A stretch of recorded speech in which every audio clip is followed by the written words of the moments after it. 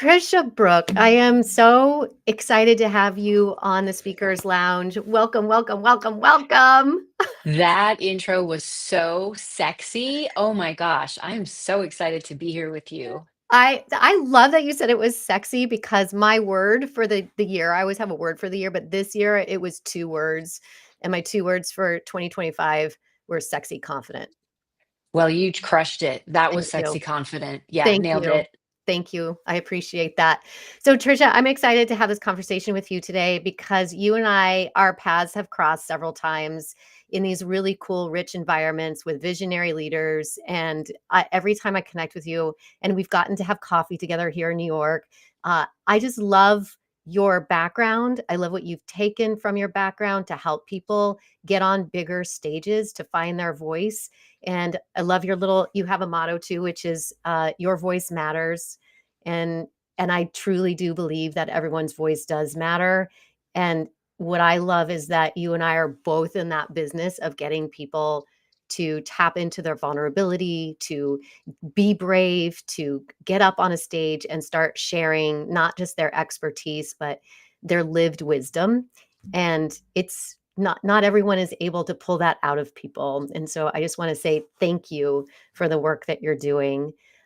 So I would love for you to just do a brief introduction of yourself so our audience gets to know you a little bit. And then we're going to do a deep dive and nerd out a little bit about the topic of public speaking and sharing our wisdom. Amazing. Well, Meredith, thank you so much for this opportunity and for meeting me in New York and having coffee and for coming to events that I produce and host and having your generosity of spirit and level of expertise pour into my community is always such a gift. And I just want to highlight that there is so much available to everyone. And being able to collaborate with someone like you, who is also an expert in the field of communication and speaking, and that we can come together and support one another. I Mhm. just want to highlight that that's what it's all about. Yeah. That there is room for all of us, and that when we come together in community and we lift each other up, it's it's what it's all about, and it's the best. And I think that's why we have the kind of impact that we have, because we come to this work from a place of true integrity and care about what we're doing. So I just want to thank you and highlight that because I think Mhm. it's important. Thank you, I appreciate that. Yeah, I strongly believe that the more we can lift each other up because it's not about us, right? It's about how we're serving other humans so that they can because I do believe when you share your story that you can change the world, Yep. and you will save a life. Yep. That's exactly right. You will, That's and I don't ca exactly right. yeah, and for me, I work a lot with technically brained people who have a lot of information to share, and I wrote the other day, I was like, "Every topic has a pulse," and Mm. and so it's for us, it's our job to help you bring that pulse into that topic, because even a small minor story or a comparison or an analogy can wake up somebody in a different way. You just don't realize. I don't think people really realize the impact that they can have. They don't. And it goes back to the storytelling and the performing that you and Mhm. I have in common. And to Mhm. kind of circle back to your initial question, Yeah. I moved to New York City over 30 years ago to pursue a career in classical modern dance. And I danced all over the world, touring opera houses in Paris and Lisbon and Vienna and Palermo and Paris Mhm. and New York City, Lincoln Center, and Brooklyn Academy of Music. And I was communicating without words. Yeah. However, physically, I was telling a story. And so Mhm. that's been something that I've always done. And I knew that I was able to uplift, entertain, move an audience in the theater for that moment of time, that fleeting moment of time I was on stage. And then when I transitioned into film, television, and theater and producing and writing Mhm. and directing, I realized that it's exactly the same thing when you're teaching someone how to play a scene or to have a positive improv session. It's the same thing as when you're working with a speaker or you're choosing to speak publicly. when you understand how to use your voice, how to tell that story, because it is an art form, Mhm. then you can definitely change and even save a life, but you're also responsible for the transformation of that audience. And that's Yeah. that's why this is such a big deal and such an important vocation, if you want to call it that, such an important vocation to acknowledge is that you have the opportunity to influence Mhm. either for good or evil or for Mhm. love and hate. Yeah. And you and I are in the business of love and good. Yes, we are. Yeah, definitely. Because we've seen a lot of the hate in the sadly in the present day, and so we got to balance that out. We got to counterbalance that. We got to actually eliminate it. I would say Yeah. if we could eliminate it. Um, yeah. So I would love for you to talk to me about the platform that you've built because it's a powerful one. You've got the big talk. You gather visionary thinkers to gather on stages and get them, hopefully on bigger stages. So can you talk to me a little bit about that program that you've developed? Because it's such a great one. Thank you. I would love to. I was minding my own business, choreographing and directing and writing plays and musicals and working in TV and film. And a friend said, I'm doing a TED Talk. Would you direct it? And I thought, oh, that'll sound super fun. It'll be just like a one woman show. Mhm, And after that process, I realized I had an opportunity to use my skill set as a director to support thought leaders to have more impact, and the ripple effect could be exponential. yeah, I, by choice, do not have children. However, leaving a legacy is really important to me. And I realized that my legacy could go beyond me being on stage, and it could have an impact of every single speaker that I come in contact with. So mhm, I founded the Big Talk Academy and started helping thought leaders and influential voices come to our program and just learn the skill set of writing, learn the skill set of how to theatricalize a talk for impact, learn the skill set of how to perform, how to play, how to be in a scene with an audience, mhm, because you are in a scene with your mhm. audience. They are Yeah, your scene partner. And that is why I founded the Big Talk Academy, so I could give people access to the skills that I've just over the last 30 years have innately known and taught myself. And, I studied directing with Seth Barish here in New York City, and mhm, I have a BFA in dance and performed all over. So I got some street cred. However, being able to give people the opportunity to learn from me and then to become certified as a big talk speaker, that mhm. was something that was really important because this is an art form, and there's a lot of speakers who think rattling off a bunch of bullet points from a slide deck means you're a speaker. Yeah, And there are a lot of good speakers, but you and I understand the difference between good and great and what yeah. makes a masterful speaker. And when you're a masterful speaker, and I've seen you speak, you are a masterful speaker, you're Mhm, an artist. And when there's an artistry behind your ability to communicate, then you can literally influence an audience in in the way that you want to influence them, and they'll remember you. They'll remember what you're saying. They'll remember how they feel and what they need to mhm. do based on what you're communicating. Yeah, beautifully stated. Can you tell me a little bit about so there's a lot of fear for people, right? There's a lot of people out there. I know I've worked with clients who they come to me, maybe they've never been on a stage before, but they know that have they have a goal. They can feel it in their body, right? They can feel it in their heart. They can feel that there's something bigger than themselves. But there's a fear there of getting on a stage and sharing sometimes their story can feel incredibly vulnerable for them. So I'm just curious for you, like, how do you encourage people to bravely step out of that fear and start moving forward with their story? Well, we could talk about how to coexist with fear, and I'm sure you've covered this Yeah. in this incredible interview series more than once. So I'd like to come at it from a different point of view, which Okay. is for those of you listening, and I'm sure if you're listening to Meredith's show, you care about what other people have to say. You do not judge other people for sharing their stories. And you probably don't walk around silencing people. Mhm. And if you are silencing yourself, judging yourself, and don't care about what you think or have to say, you're violating your own principles. Hmm. So that's why it's important for you to coexist with the fear. Go back and listen to all these episodes of incredible speaking coaches and public speakers telling you how to coexist with it. But what I want you to think about today is, are you violating your own principles by silencing yourself, judging what you have to say, and not speaking about it because you don't think it matters? That is selfish because you're preventing the one person out there who needs to hear from you from hearing from you. Well said. Well said. Thank you. I love that. Okay, so now let's just say that person is like, "Okay, I'm not gonna be selfish anymore. I'm gonna start sharing my story."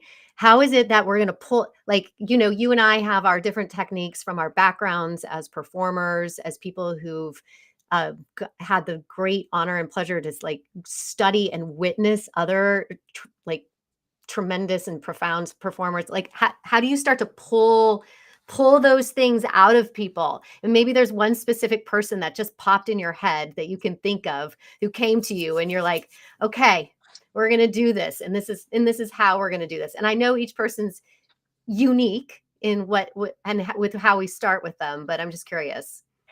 I start with an active listening session, and it's Okay. asking questions. Yeah. And it can be as simple as, what do you care about? What are you good at? Mhm. What are you bad at? What did you dream about as a kid? What wakes you up in the middle of the night? What gets you out of bed every morning? Yeah. And that kind of asking of questions will get beyond what you think your story is. I'll give you an example. Marie Elizabeth Molly, who's an incredible thought leader, speaker, um, she and I were working together, and she wanted to create a speaker platform. She also wanted to do a TED talk about relationships. And at the time, this was several years ago, and she's evolved since then. At the time, she was a relationship coach, and she said, I Mhm. want to do a talk about relationships. And I said, let's not do that. Let's wait for something to reveal itself. We're going to find something that's really incredible, that's not so obvious. Mhm. And she came to a session 6 months later. We were just catching up, and she said, "I just got back from Cabo. I had an amazing dive session." She's a scuba diver. She's also an underwater photographer. So she said, "I had this amazing session. I was diving, all these sea life, and I was taking these great photos, and there was some sea life where the the boy fish hold the eggs in their mouth. There's some sea life where the girl fishes impregnate each other, and it's this whole thing. It's so fluid." And I said, "Marie Elizabeth, your talk is what sea life can teach us about gender fluidity." Gorgeous. Yep. And she delivered this as a TED talk at our friend George Andriopoulos' event. Uh-huh. And what's so powerful about this pulling out of this information is, it still had to do with relationships, which was her brand at the time, which was important for her business. It Mhm. incorporated her personal life, which was diving. It incorporated her images, her photographs of this sea life that she literally took photos of underwater. Mhm. But it was much bigger than she thought, because when you think about a young person who wants to have a conversation with their family about their gender and Right. they're terrified, now they get to share this TED Talk with their family Mhm. as a catalyst for conversation. Mhm. She's literally saving lives and Yeah. bringing people together. Mm. I love that. That's a really beautiful example, because people do often come to us and they're like, "This is what I do for a living," and so there's this very kind of, narrow point of view that they have, and they don't realize that their lived experience that surrounds what they do is actually, uh, what is it can be the interesting metaphor or the things that they're experiencing from their day to day. So I really I love that you start with the questions. You just start with the interview. You start to see who the whole person is, not just the thing that that person does. And so that's why having a coach is really important when you're in this process, because they're going to help you think outside of where your brain usually lives. And I agree with you completely. And when you've got that support system and there's somebody prompting you or asking questions, you're going to identify things you didn't know existed. And it's much more interesting for Yeah. somebody to speak on stage about who they are and what they care about, and not what they do or what they're selling. It's much more interesting. And the byproduct of you talking about what you care about is we will buy from you because we align with you and we care about you based on what you've shared with us as to who you are. Yeah, it's that, we throw around that word, the authentic self a lot, or be more authentic, and it's for me, so much deeper than that. It's like it's finding what the core is, that true spirit that lives within you, and the things that what you just said that you care about, and when you can really own that and get comfortable with that on stage, people are going to fall in love with you. Yeah. They're gonna fall in love with you. And I always invite my clients to, like, step into the shoes of the audience. If you were sitting where your audience was sitting and you were listening to the story that you were sharing, would you be intrigued? Would you lean in more, right? And so also just reflecting upon the people that kind of they get up there and they pitch or they sell. It kind of it's uncomfortable. It's not what we want as an audience. It's not, and No. you will stand out when you stop trying so hard. I Yeah, recently saw a so true. show, on Broadway. I'm not gonna name the show, I'm not gonna name the actors. All I'm gonna say is that it's 3 really good actors and a really amazing show. It won the Pulitzer. However, they were trying so hard. All I was doing was watching them act. Yeah. You never wanna see an actor act, and you never wanna see a speaker trying to speak. It there and that does not mean show up on stage not rehearsed or prepared. It means Yeah, you're very so different. it Very different. We're not asking you to wing it. That's not do what we're not saying. yeah, do No. not wing Yes. it. But it means that you're so prepared that there's an effortless ease Yes. with your delivery, and that's a masterful speaker. Yes. Oh, I actually just did a video about this because there's so many, and you work with a lot of leaders too. And the one thing that I notice a lot is that they just don't give themselves the time to prepare. And then they wonder why they're not having the impact that they were hoping to have. Yeah. And also when you're in a leadership position, nobody's going to come up and tell you and give you the feedback if you're doing good or not, right? You have to kind of find your people that are going to be really truthful with you. Otherwise, people are just going to be like, "Oh, that was a great job." Right? So there's no Yes. real room for growth. Let's talk a little bit about the preparation process because I feel like that's where a lot of people get hung up. They're not quite sure how to prepare properly or practice properly. So I'm just curious about some of your insights there. Well, I'm old school. I mean, I write scripts Yeah. and I rehearse, and it's about doing the pliés, it's about doing the repetitions, Yep. bicep curls if you're a gym person. Mhm. And it does not mean that you become robotic and that you're so rehearsed that every single word has a flow and you have to say it the same way every time. That's not what I'm saying at all. It means that you understand your content so well that you are in the moment. You can respond to what's happening with your scene partner, the audience, Yep. or you can make an adjustment quickly when something goes wrong because something will always go wrong. The clicker will advance accidentally. Always goes Or wrong. not at all, or Yes. not at all. The lights go out, the Yep. tech system completely goes down, and you have no slides. There's a million things that will go wrong, and if you are rehearsed and you understand what your material is and what the desired outcome for the audience is, you're gonna be fine. But if you've only run through this talk once and it was to the mirror, guess No. what? You've been Mm-mm. rehearsing in front of yourself and you think you're amazing, and and there's nobody there to give you any other kind of feedback. And when that mirror is gone, you're looking out into an audience, and so you don't have the proprioception because you're used to looking at a reflection. When I was dancing, we would rehearse in front of the mirror so that we would be in unison. And then before it was the week of tech rehearsal before the show, we Yep, would turn around yep. because when that mirror's gone, you're used to seeing it and feeling in a certain way. And if that mirror is gone, you're lost. Oh, you become dependent on yourself. That's right. So Yeah. never rehearse in front of the mirror. I always say no yes, I'm a big fan of no mirror. Yeah, Yes, that's right. That's right. terrible. Yeah, And the run through part, run through and rehearsal are two different things. And I do a podcast about this. Rehearsal means you stop and start and you fix things, you make adjustments. yep, A run through means you do not stop yep, no matter what happens. Because if you've never gone through the entire speech, experience, slides, music, sound effects, copy, whatever it is you're using, if you've never gone through it from start to finish without stopping, you're never going to be able to get through it nope, without finishing. So rehearsal means you're working on things. Run through means you do it from top to bottom without stopping, no matter what happens. yep.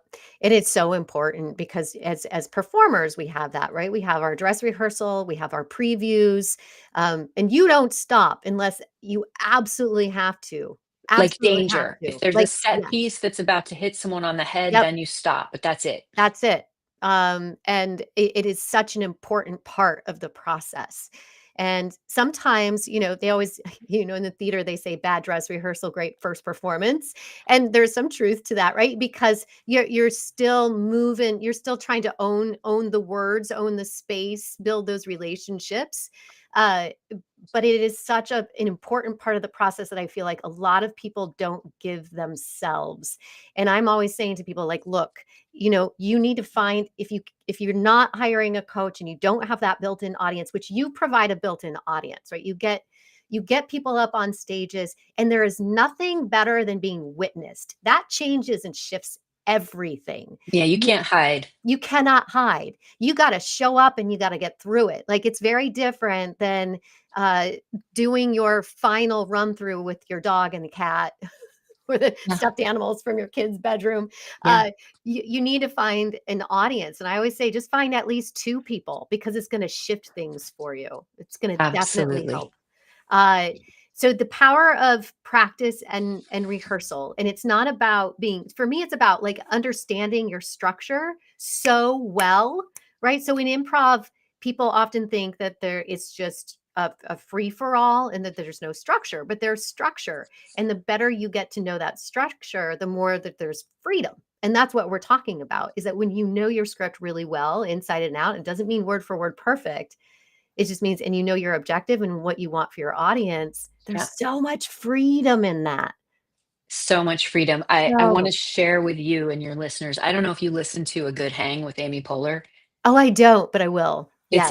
It's her new podcast, and she has Rachel Dratch on, I think it was last week's Okay. episode, and the 2 of them are improv queens, Yes. and there's such a shorthand and a live performance quality to their conversation, and that comes from the practice of their improv skills. Yes. It's a well-oiled machine, and that is what it means to be a masterful speaker, is that you're so finely tuned and in a state of readiness Yep. that you can be on stage and it sounds like you're making it all up in real time. Yeah. Yeah.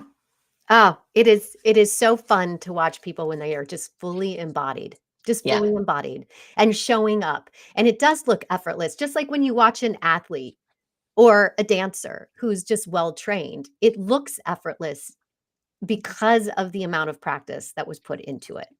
that's right. So if you feel like you could hop up on stage and do the same thing as a speaker because it looks so effortless, nope. Sorry, there's a lot of practice that goes into that. I don't care how natural you think you are as a speaker. That's a great gift to have as natural ability, but you still got to practice. Yeah. So I would love for you. We're going to pivot here a little bit. You just wrote a new book, and I want to. It's being smart is stupid. Tell me about it because that sounds. First of all, I love the title. It's an incredible title. So tell me more.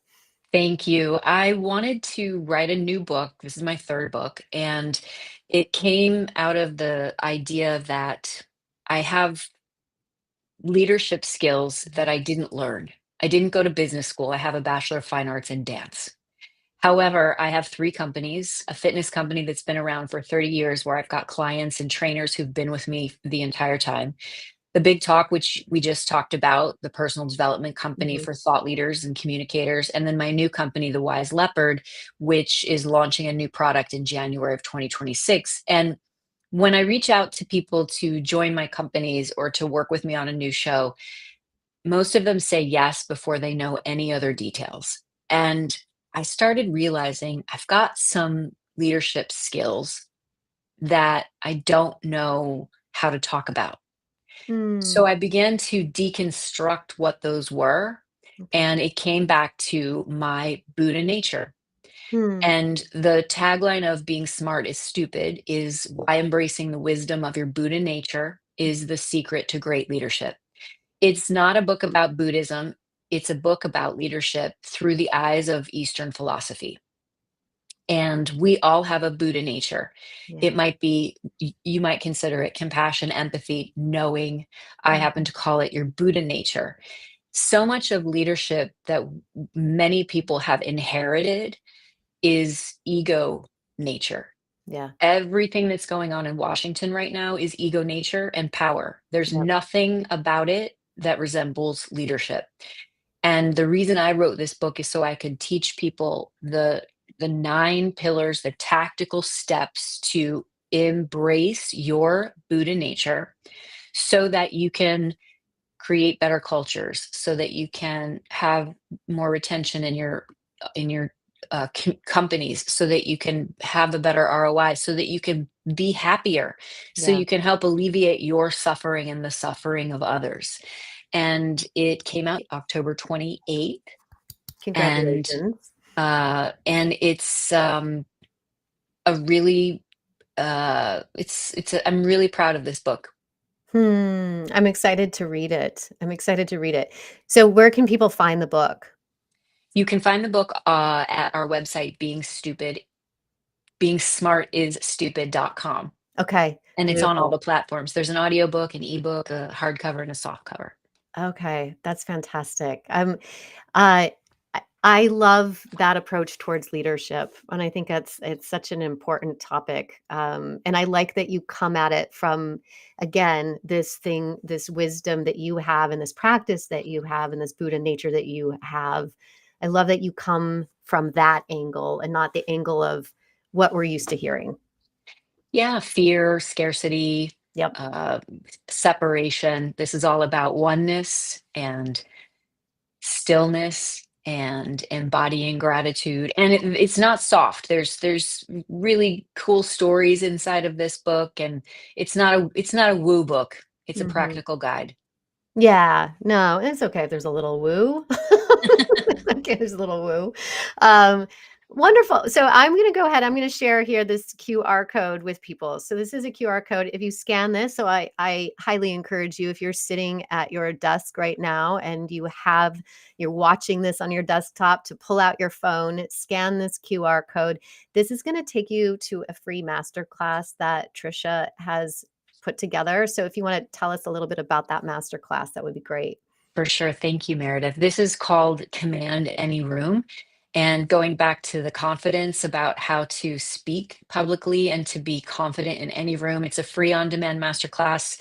You can just scan this QR code and it's downloadable on demand. You can watch it anytime you want.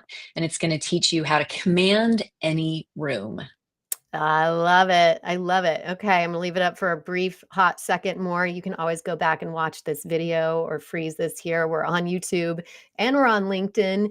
And this is the Speakers Lounge. We are here every month, every first Monday at 12 p.m. Eastern Time with a new visionary insight. And today we had the great honor of having Tricia Brouk. Tricia, it's always so wonderful talking to you. I feel like I need to connect with you more. So let's make that happen in 2020. I can't believe we're already at the end of 2025. I know. I know. It's so fast, and that goes back to impermanence, which is one of the pillars of the new book. Yeah, Remember, everybody, everything is so impermanent. So if you have any desire to get on a stage and use your voice, we support that fully. we do support that fully.